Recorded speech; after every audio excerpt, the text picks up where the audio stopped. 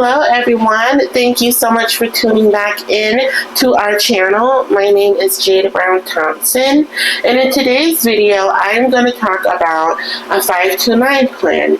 What is a 529 plan? What's the importance of saving for a college education?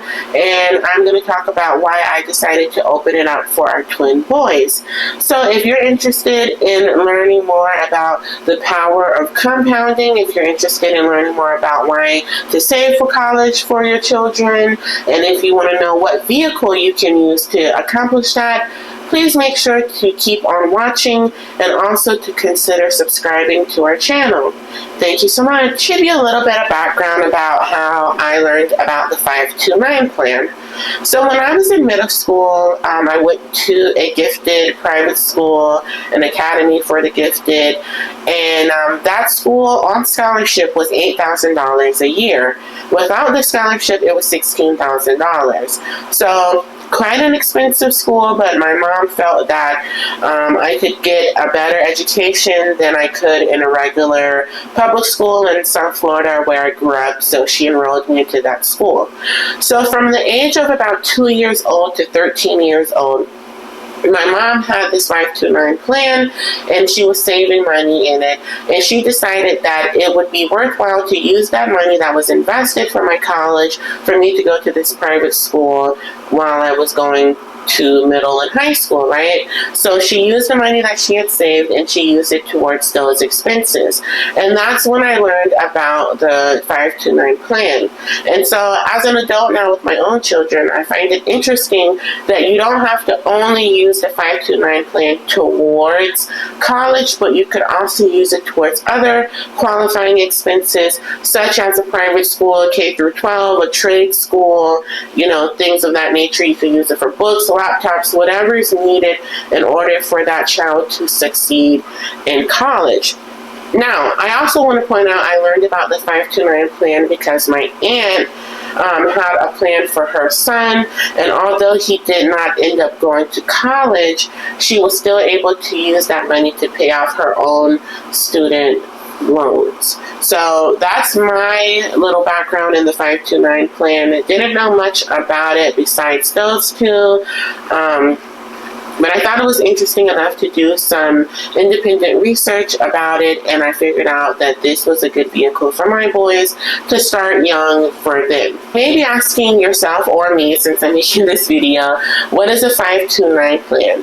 So a 529 plan is a tax advantage savings plan designed to help families save for future education expenses. So these plans are typically sponsored by state agencies or educational institutions, and they offer various investment options. So the earnings in a 529 plan, they grow tax-free as long as the money is used for qualified education expenses such as tuition, room and board, books, supplies. You can buy a laptop, you can buy books, whatever is needed in order for them to go to school and pursue an education.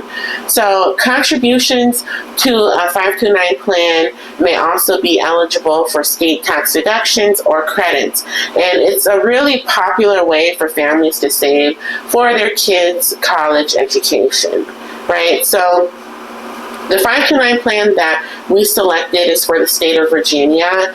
And why I really like this 529 plan is because it doesn't matter if we move to another state, like we are moving to Maryland, we can still invest in this Virginia 529 plan without any type of penalty. So that's really why I was not hesitant to, invest in the Virginia 529 plan. There are several benefits of a 529 plan that I'm going to share with you. One of them that I've kind of touched on is the tax advantages. So the earnings in a 529 plan grow tax-free, and withdrawals for qualified educational expenses are also tax-free at the federal level. So some states offer tax deductions or credits for contributions to a 529 plan. I'm not going to dive too much into the tax advantages because I'm not an accountant, I'm not a CPA, I'm not a tax lawyer, so contact one of those people. Okay, and there is Jerome in the back. Say hey to our channel. Okay, so we're just talking about the 529 plans. Okay, so 529 plans, really helpful. And then let's talk about some more of the advantages. The next one is flexibility. So 529 plans can be used at eligible education institutions nationwide, not just in the state where the plan was established. And this means that you have flexibility in choosing where to use the funds for education expenses, which, like I just said, we started our 529 plan in Virginia. That doesn't mean that our boys have to go to a school in Virginia. It means that they can really go nationwide and a lot of the times internationally, because that was something that I wanted to look into. Like, let's say they wanted to go to college in their dad's home country of Jamaica. Well, would they be able to use that 529 plan in Jamaica? The answer is yes. So consult your plan about it, but that was, a key benefit in my opinion. Now, the next advantage is control. So the account owner retains control of the funds in a 529 plan even after the beneficiary reaches college age, which is usually 17 or 18, and you can change the beneficiary to another family member if needed, or use the funds for your own continuing education, which I thought was really cool, because if one of my twins do not want to go to college, then I could give the other one, or doesn't want to go to a trade school, or doesn't want to further their education after high school, they go into the military, let's say, well, that's fine. I can give the other twin the money that was used, or let's say I have other kids, which I don't plan on it, I can transfer that money to them from the 529 plan. So I have options in that sense.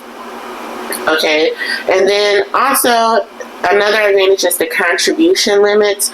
So 529 plans have high contribution limits, allowing families, if you have that money that you're able to invest, it allows you guys to save a significant amount for education expenses over time. And so I think those are great advantages. I'll list another advantage that is really helpful for me. So we also have UGMA accounts for our boys. And one thing to know that for the FAFSA, they look at the money that's in a UGMA account, they look at that as their income. So if there's a significant amount of money in those UGMA accounts, they count that as income, and it can potentially lower how much they're able to qualify for, like Pell Grants and student loans and things of that nature. So if they need like need-based grants, well, if they have all this money, they're not able to qualify. Well, with a 529 plan, they don't count that as income on the FAFSA. So they're still able to get those Pell Grants if they qualify, as well as get the money from the 529 plan. So that's something that you should look into. Okay, 529 plans are also very flexible. And they also have the transferability that I mentioned earlier. So those are some of the advantages of a 529 plan. Next thing I'm going to talk about is the investment strategy of 529 plans. Now, you may be wondering, what is the purpose of having a 529 plan? If it's just a savings account, why not just open a savings account for my children and sock the money into those instead of putting it in something that is tied only to education, right? So let me tell you why. 529 plans typically offer a range of investment options. It's not just saving, it's also investing it for you, right? And they invest in things like mutual funds, index funds, and target date funds. Now, when I signed up for the 529 plans for my sons, right? First of all, they ask you, how old are your kids? Well, at that time, they were 0. They were, a couple of weeks old. So then it says, okay, well, based on them being 2 months, they will probably be graduating from high school in 17 or 18 years. So here's the target year for when they will be finishing high school. And so this means that we have until this amount of time for them to have enough money for them to go to college. So whatever money that you put into this account, our target date for it to be ready is X amount of date, right? So that's what they're thinking they're going to be investing, right? You don't go and buy the stocks and stuff for them. You don't buy the mutual funds. It is managed by professional investment firms, and they are designed to grow over time to help cover those education expenses. So you review the investment options available in your specific 529 plan, and you choose the ones that align with your financial goals and your risk tolerance. And so that's what we did. And what I found is they've already made like $7 based on the money that we put in there. So I think that's kind of cool, because I look at their UGMA accounts, and then I also look at their their college accounts, and I'm like, wow, you guys are making money. That's kind of cool, right? Now, let's talk about how the 529 plans impact the FAFSA. And for those of you who don't know, the FAFSA is the free application for federal student aid. And this is from the U.S. government. And you have to do that application every year that you plan on being enrolled in some post-secondary education. And so you put in, if you're a dependent, you put in your information as well as your parents' information, and from that FAFSA they send it out to the schools, and the schools compute how much they think you're eligible to get in aid, and that is a combination of grants as well as student loans. If you're independent, you only put in your information, and they compute how much you're able to get from the government in terms of aid, right? So the 529 plans are considered parental assets. Now, this is a game changer. I mentioned that UGMA accounts are seen as a student asset because at the age of 18, the parent gives it to the beneficiary, the child, and they're able to use that money however way they see fit. But with the 529 plan, this is considered a parental asset, which means that it has a lower impact on the student's expected family contribution compared to student-owned assets, right? So this could potentially help lower the amount of financial aid a student may receive if they own the asset themselves. But because this 529 plan is owned by the parent, then it's important to note that they can still get the student aid if they qualify otherwise. So now it's like double dipping almost, because you have the 529 plan that you've been growing since they were a baby or a young child, and thanks to the magical power of compound interest, now they have that money in there that they can use for qualified education expenses. And qualified education expenses can be a vast array of things: room and board, a car to get to class, books, and laptops and computers and all kind of things that you need in order to be a student. But then you can also, if you qualify, be able to get Pell Grants and be able to get student loans and things of that nature. And let's say that they don't end up going to college, you can use that money to pay off the other child's student loans or your student loans. So it's a really good I would say investment strategy for those parents who have young children. Okay, and the last thing that I'm going to touch on is what happens if my child does not go to college and I have a 529 plan set up for them. Well, thank you for asking. So if they don't go to college and they have the 529 plan, there are a few options available. So they can use it for another qualified education, such as vocational school, trade school, or it can be transferred to another family member. Like I said, you can use it to pay off your student loans, or if you have another child, you can transfer it to that child without any penalties.